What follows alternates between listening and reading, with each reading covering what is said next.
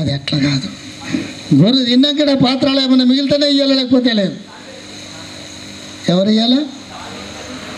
అపస్వామి. శిష్యుడు అదే తిని ఊకుండాలి. ఇట్లా నడుస్తున్నది 8-10 సంవత్సరాలు అయిపోయి 10 సంవత్సరాల కంటే కాశీకి పోయింది. ఇక 2 సంవత్సరాలు బాకీ ఉన్నది. కాశీకి పోయినక్కడ ఏం చేసిండ్రు? ఒక చెట్టు కింద ఉన్నాడు. ఇక గురుకు రోజు కాశీ చూసిండ్రు కదా, గంగల తానం చేపేలా పెద్ద మర్రి చెట్టు ఉన్నది, మర్రి చెట్టు కింద ఉంచాలా, భిక్ష తీసుకొని రావాలా. కాశీకి ఎప్పుడు అయితే పోయిండో గురువుకి ఏమైంది? కుష్టి వ్యాధి. కుష్టి వ్యాధి నోటి దగ్గరికి పోతామా? గురైనవో మనం. ఇప్పుడు ఆ పిల్లగాడు కుష్టి వ్యాధి వచ్చిన గురుకు కడగాల, తానం చేపియాలా, ఏం చేయాలా, ఇంత ఇంత ఇంత గురువుకి ఏమైపోయింది? ముఖాంక కుష్టి వ్యాధులకు చూస్తాం కదా. ఇప్పుడు తక్కువ అయిపోయింది. అప్పుడు బాగుంటుంది, జత్రాలు బాగుంటుంది. ముక్కు అంకర అయిపోయింది, చెవు అంకర అయిపోయింది, ఈ చెవు అంకర అయిపోయింది, పేదలు అంకర అయిపోయినాయి, చేతులు అంకర అయిపోయినాయి, తినరాకొచ్చింది, ఇట్లా అయిపోయినాయి. ఏళ్ళకి ఇట్లా ఉంటాయి కదా కుష్టి వ్యాధులు. ఇట్లా అయిపోయింది. లక సీము రక్తం గారుతున్నది. అయినా కడిగేసి తూడు చేసి సేవ చేస్తున్నాడు. ఏం చెప్తున్నాడు? పొలగేస్తున్నాడు. గురుకు అరే ఈడ పోలేదురా, చీము పోలేదురా, సామి కడిగేస్తా, తూడు చేస్తా, ఇట్లా సేవ చేస్తున్నాడు. నాకు నచ్చిన అనిపించింది. ఎందుకంటే అటువంటి సాధన చేయాలి ఇప్పుడు జీవితంలో కూడా. అయితే నేను తింటాను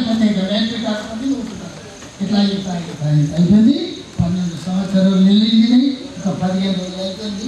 అయితే గురుకు నాన్న భిక్ష తీసుకురాపోయి తోడేసాడు. పాత్రలు తీసుకొని కాశీలో పోతున్నాడు. ఆ బ్రహ్మదేవుడు వచ్చింది. బ్రహ్మదేవుడు వచ్చి ఏమంటున్నా, అరే నాన్న ఆగురా, ఎంత స్వామికి నేను భిక్ష లేకపోతే లేదు, నీ భక్తి చూసి నేను వచ్చిన, నా పేరు బ్రహ్మదేవుడు, నీకేం కావాలో కోరుకో. అయ్యా నీకేం కావాలన్నా? నాకేమదు, గురుపీఠం రాదు, సన్యాసం పట్టాలు రావు, కర్మ, భక్తి, జ్ఞానము, వివేకము, వైరాగ్యము, త్యాగము అయితేనే సన్యాసి పట్ట వేసుకున్నాను, ఇట్లా పెట్టాలి. అందుకోసం మనకు వాళ్ళు గురువు అనేవాళ్ళు. గురువు వాళ్ళు ఉపదేశం ఇచ్చినోడే గురువు. అవునా? ఏమన్నారు? అవునా కాదా? ఉపదేశం ఇచ్చినోడు గురువు. వీళ్ళందరూ గురువులా కారు. సృష్టి స్థితి లయకారకులు. కాబట్టి మనమంతము గురు పూర్ణం బ్రహ్మాండంగా చేసుకుందాం. 3 రోజులు ఈయనే ఉండమంటే ఈయన చేసుకుందాం. ఇక మిగతా స్వామీజీలు కూడా మాట్లాడతారు. బోలో సద్గురునాథ్ మహారాజ్కి రామానంద స్వామి గారు తన దివ్యం అనేది ఒక 10 నిమిషాలు మాట్లాడారు కానీ కోరుచున్నాం. రామచంద్రపల్లి అలంకరించినటువంటి స్వాములందరికీ మరియు ఇక్కడ వచ్చిన వారందరికీ కూడా నా యొక్క హృదయపూర్వక నమస్కారములు. అయితే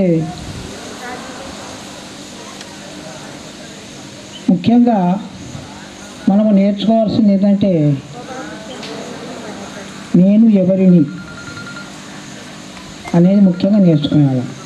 మనం ఎక్కడి నుంచి వచ్చినాం, ఎందుకు వచ్చినాం, ఎక్కడికి పోతాం అనేది నేర్చుకోకపోతే మన జీవితం అంతా శూన్యమే. ఆశలు, కోరికలు, ఆస్తులు, పాస్తులు, భూమి, బుట్ర, నగలు, నట్ర ఇవన్నీ కూడా వ్యర్థమే. కాబట్టి దానికి సంబంధించి ముఖ్యంగా కారకులంతా మంచిది జరగాలన్నా, ఇంటిలో చెడు జరగాలన్నా స్త్రీలే కారణం, పురుషులు కాదు. పురుషులు స్త్రీల చేతిలో కీలు బొమ్మలు మాత్రమే. స్త్రీలు చెప్పినట్టు పురుషులు వింటారు. కాబట్టి స్త్రీలు మంచి అవగాహన నేర్చుకొని మన ఇంటిని మరియు బయట అంతటా కూడా అందరూ కూడా ఆనందంగా ఉండాలంటే స్త్రీలు భర్తను మరియు పిల్లలను. కాబట్టి దేవాలయానికి మనం పోతున్నాం ఎందుకోసం అంటే అన్ని విషయాలు మంచిగా జరగడానికి, మనకు అనుకూలంగా ఉండడానికి పోతున్నాం. కాబట్టి మనం కోరుకునే అవసరం లేదు. కావున ప్రతి వారు ఎంత తెలియని వ్యక్తినైనా సరే తెలుసుకున్నారా, మాట్లాడాలా, కలుపుకున్నారా, అన్ని విషయాలు దాచుకోనకుండా చెప్పుకున్నారా, వినాలా. అందరు చెప్పేది గురువులు చెప్పినవి కానీ, భక్తులు చెప్పినవి కానీ, ఎవరు చెప్పిన మాటలైనా అన్నీ వినాలి. వింటేనే మీకు సరైన మార్గం దొరుకుతుంది. కాబట్టి ఇక ఎక్కువ చెప్పడం బాగుండదు. ప్రతి వారికి ఎక్కడ పోయినా జై శ్రీరామ్, ఎవరు కనిపించినా జై శ్రీరామ్. మన పిల్లలకు కూడా చెప్పాలి, చిన్నప్పటి నుంచి చెప్పాలా జై శ్రీరామ్. అందరితో జై శ్రీరామ్ అంటే వాళ్ళ లోపల ఒక శక్తిని తయారవుతుంది, అమోఘమైన శక్తి తయారవుతుంది. కాలి జై శ్రీరామ్ అన్నందుకే ఆ శ్రీరాముడు శక్తిని ఇస్తాడు వాళ్ళకు. అన్ని విధాల భక్తి, శక్తి, విద్య అన్ని, ధనం కానీ ఏది కానీ అన్నీ ఇస్తాడు. కాబట్టి జై శ్రీరామ్ అనాలా. ప్రతిరోజు ఒక్క భగవద్గీతలోని ఒక్క శ్లోకాన్ని పిల్లలతోని చదువు వచ్చిన వాళ్ళైనా సరే, రాని వాళ్ళైనా సరే, ఇంటింటిలో ప్రతిరోజు ఒక్క శ్లోకాన్ని మాత్రం తప్పనిసరిగా చదివించాలా. మీరందరూ కూడా వినాలా, అందరికీ వినిపించాలా. అరే నాది కూర్చుందా నొప్పులేనా? మీ అసలు యూత్ 10-15 మంది ఒక గొర్రె గట్టకు కట్టెలు కట్టి బుక్కలు పడుతున్నారు. బుక్కలు కట్టేటప్పుడు గుమాసల కొట్టం చూడు, కంటి రైతులు కట్టి చిన్నగా ఒక పిల్ల ఇస్తారు, కొట్టమంటారు. ఆ బుక్క అడిగితే అక్కడ ఏమున్నదో అది ఇస్తారు. గుమాసల సర్కస్ అక్కడక్కడ. అట్లనే అమెరికాలో చదువుకున్న పిల్లలందరూ దాని మీద కొడుతున్నారు. అమెరికాలో వారికి ఏం తెలుసు బాబు అంటే మీరు ఎంత స్పీడ్ రాకెట్ లెక్క పోతుందంటున్న యుగం. మీరు కూడా ఆ లెవెల్ పాటలు కూడా అదేదో పాటలో చూడు, పుష్పటుల ఖాళీ అంశం వేసుకుంటాడు వాడు. ఒంటి మీద ఖాళీ వస్తుంది చూస్తారా? పుష్పటు చూసారా? ఏం పాట పాడినా నువ్వు జంగ కాక ఆడు కానీ ముసలిలో అయిపోయారు వాళ్ళు జంగి చేద్దాం. యాదలు ఎవరికైనా పాట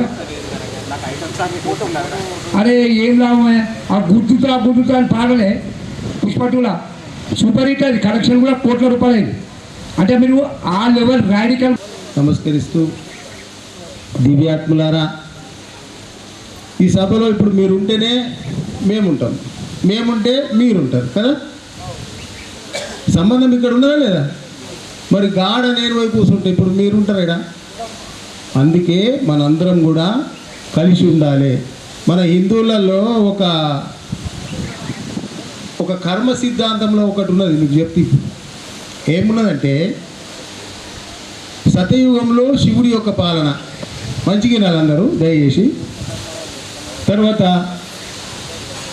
త్రేతాయుగంలో రాముని యొక్క భావన, ద్వాపర యుగంలో కృష్ణుడు పరమాత్మ యొక్క భావన, కలియుగంలో ఎవరి భావన తెలుసా మీకు? ఇది కలియుగం నడిచేది ఇప్పుడు కదా.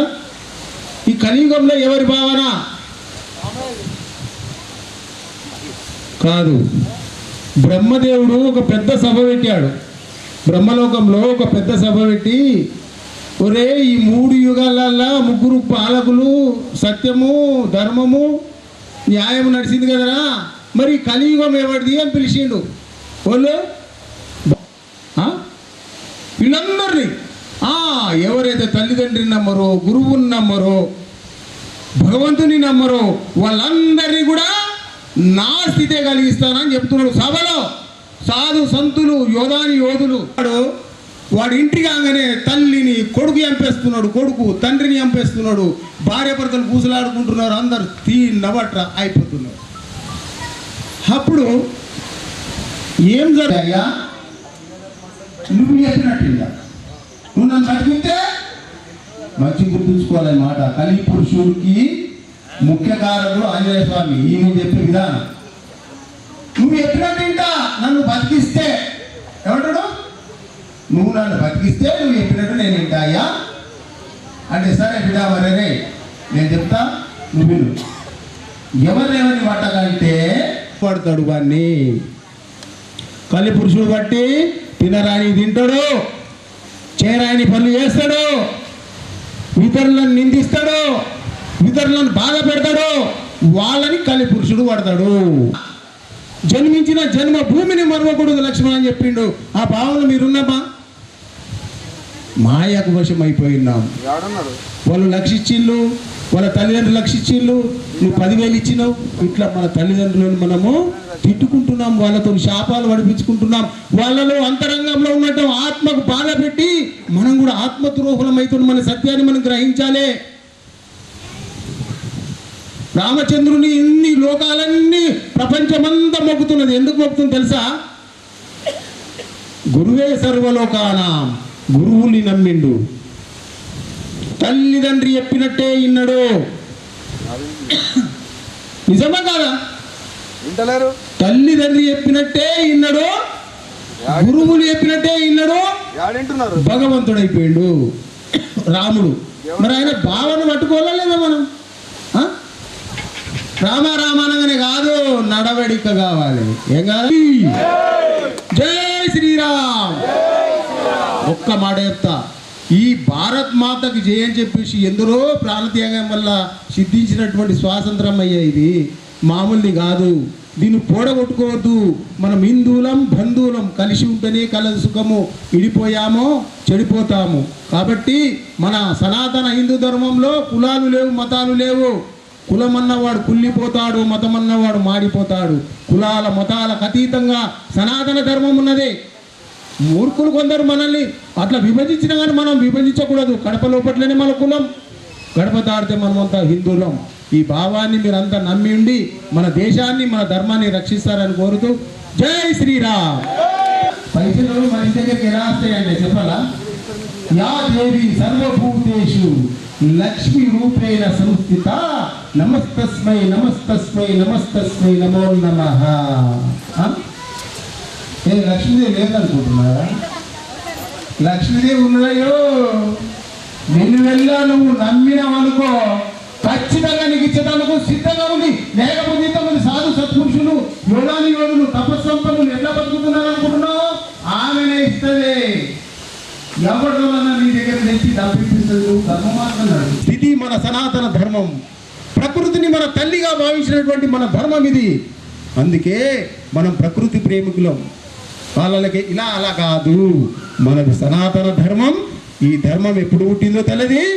2025 నాడు క్రైస్తవం పుట్టింది. బానిసలం అయితే అప్పుడు మన స్థితి ఆ స్థితికి పోతుంది. మళ్ళీ అప్పుడు యుద్ధమాలు చేయాలి, మళ్ళీ సావాలి, బంధుకులకు అడ్డం పడాలి. ఇవన్నీ జరుగుతాయి. కాబట్టి మీ అందరూ ఈ భావాన్ని తెలుసుకుంటారని కోరుతూ రామకృష్ణ గారు మంచి మాట యాడ్ చేశారు. మరి వారికి రామకృష్ణ గారికి దివ్యంగా ధన్యవాదాలు తెలుపుతూ భారత్ మాతాకి జై శ్రీరామ్.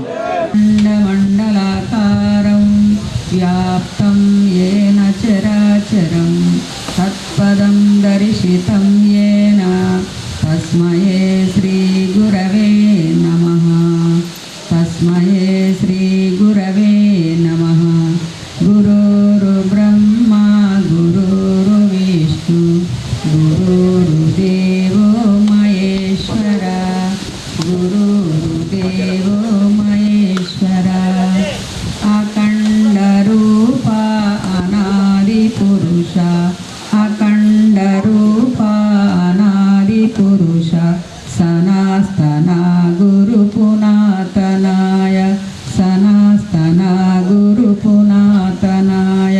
చరాచరాయ నిరాకరాయ. చరాచరాయ నిరాకరాయ. సుధాకర శ్రీ ప్రభాకర. సుధాకర శ్రీ ప్రభాకర. గురుర్ బ్రహ్మా గురుర్ విష్ణు గురుర్దేవో మహేశ్వర. గురుర్దేవో మహేశ్వర. విద్యాది నీవే బుద్ధివి నీవే. విద్యాది నీవే బుద్ధివి నీవే. శబ్దస్పరిశ రసగంధంబు నీవే. శబ్దస్పరిశ రస